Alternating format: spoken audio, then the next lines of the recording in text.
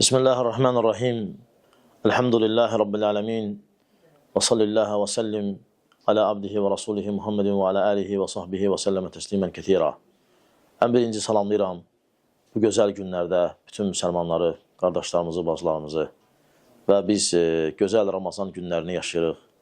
Artıq Ramazanın biz 9-cu günündəyik və artıq Ramazan 3 hissədən ibarət olsa, birinci hissəsi geridə qalmaq üzrədir. Yəni, birinci onluq geridə qalmaq üzrədir. Və həqiqətən də günlərin tez keçməsi və gecəni gündüzü əvəz eləməsi ağıl sahibləri üçün ibrətli bir hadisədir. Allah təala buyurur ki, "İnnə fi xalqis semavati vel ardı və ixtilafil leyli ven nahar laayatin liulil albab." Allah təala buyurur ki, həqiqətən gecənin gündüzü əvəz eləməsi və səmaların və yerlərin yaradılmasında ağıl sahibləri üçün ibrətlər var. Və bu günlər bizim Allaha yaxınlaşmağımız üçün Allahın bizə verdiyi böyük neymətdir. Böyük neymətdir. Və xüsusən də insan oruc olarsa və bu qəniməti, bu neyməti düzgün şəkildə istifadə eləmək hər birimiz üçün lazım olan məsələlərdəndir. Və bu oruc günlərində gərək Quran tilavətini çoxaldaq, məscidlərə getməyi çoxaldaq və dünya işlərimizi biraz xəfifləşdirib, yüngülləşdirək. Artıq Ramazanın birinci 10 günü sona çatmaq üzrədir. Və gəl bu günlərin qədrini bilək.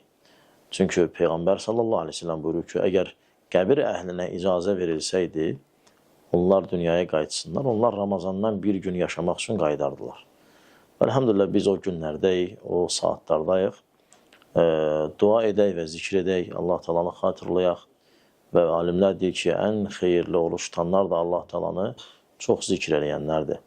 Və İbn Qeym rahimehullah buyurur ki, abidlər, ibadət eləyənlər sanki yarış meydanında qaçış üçün son nöqtəyə, yəni finişə çatmaq üçün sıraya düzülüb qaçanlardır. Finişə ən birinci Allah çox zikr eləyənlər çatacaq. Yəni, Allah Taalanı çox zikr eləyənlər yetişəcək. Yəni, ibadətdə də çalışmaq lazımdır Allah Taalanı zikr eləmək, hətta oruc ola, hətta təravih namazları və təravih namazlarından sonra bunlar hamısı Allahın zikrindən sayılır.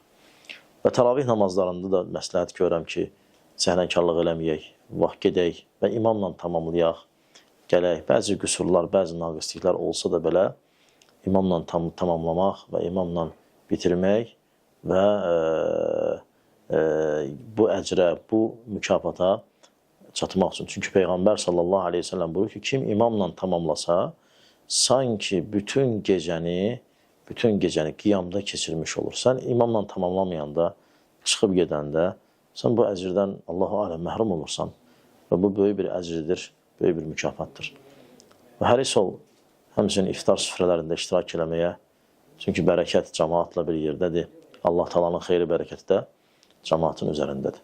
Allah Taala razı olsun, Allah kömək olsun və bu Ramazanda bizi bağışlanan, günahlarından əfv olunan, günahlarından keçilən qullarını eləsin və bizim əməllərimizi qəbul eləsin, səhvlərimizi, xatalarımızı bizdən keçsin, bağışlasın və bizi növbəti gözəl günlərə, Ramazanlara yetirsin.